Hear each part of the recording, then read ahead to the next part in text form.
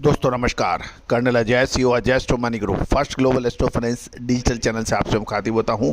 आज है 24 अक्टूबर सन 2024।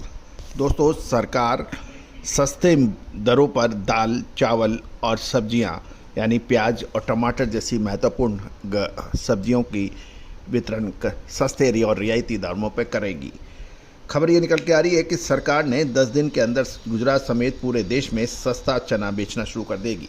जानिए पूरी रिपोर्ट विस्तार से। खबर निकल के आ रही है कि उपभोक्ताओं को वित्तीय राहत देने के लिए भारत ब्रांड के तहत दालों की बिक्री की योजना फिर शुरू हो गई है। खासकर फेस्टिवल सीजन के दौरान इसका बड़ा हिस्सा भोजन पर खर्च होता है और दिवाली से पहले मौजूदा त्योहारी सीजन में उपभोक्ताओं को सप्लाई बढ़ाने के लिए भारत दाल की बिक्री फिर शुरू हो गई है। फर्स्ट स्टेप में खाद्य और उपभोक्ता मामले के मंत्री श्री प्रहलाद जोशी ने कहा है कि एनसीसीएफ, नाफेड और केंद्रीय गोदामों के सहकारी नेटवर्क के माध्यम से साबुत चना 58 रुपये प्रति किलोग्राम और मसूर दाल 89 रुपीज़ प्रति केजी के दर पर बेची जाएगी, जबकि चना दाल 70 रुपये प्रति किलो के भाव से बिकेगी।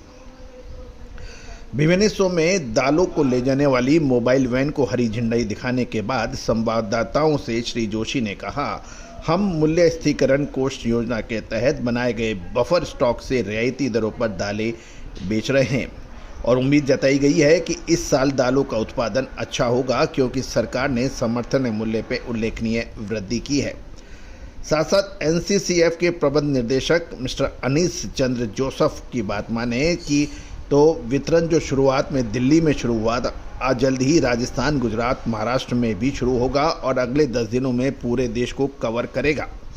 पिछले साल अक्टूबर में सरकार ने भारत ब्रांड के तहत आटा, चावल और दाल जैसी आवश्यक वस्तुओं की बिक्री का पहला चरण शुरू किया था, जिसे जून में बंद कर दिया गया था।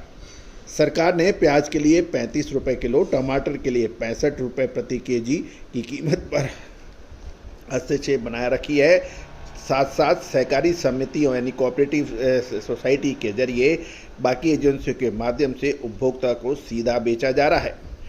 पंजाब से खाद्यान्न निकास की योजना पर भी चर्चा हो रही है और ओवरफ्लो स्टॉक के कारण राज्य में धान की खरीदी बाधित हो गई है, जिससे किसानों में अशांति है। खरीद में देरी की चिंताओं पर श्री जोशी ने यहाँ तक कहा, पंजाब और हरियाणा को डी स्टॉकिंग के लिए सर्वोच्च प्राथमिकता दी गई है। उन्होंने इस बात पर जोर दिया कि राज्य सरकार के साथ विस्तृत अंतरिक्ष निर्माण की रणनीति साझा की गई है।